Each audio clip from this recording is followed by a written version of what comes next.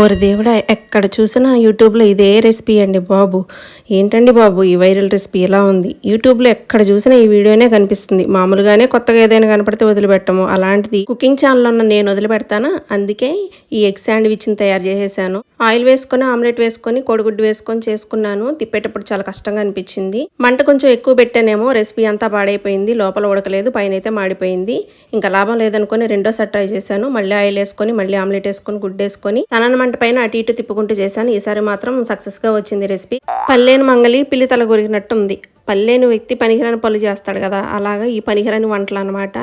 రుచి మాత్రం దేనికి దానికే ఉంటుంది, కానీ ఇలా రెండు కంబైన్ చేస్తే అస్సలు బాగాలేదు. ఇంట్లో కమ్మగా అమ్మోళ్ళు వండి పెడుతుంటే ఎందుకంటే మనకి తిప్పలు. యూట్యూబ్లో ఇన్ని వీడియోలు చూసి ఒకసారి ట్రై చేయాలనిపించింది, అందుకే ట్రై చేశాను. ఫస్ట్ టైం రాలేదు, సెకండ్ టైం మాత్రం పర్ఫెక్ట్గా వచ్చింది.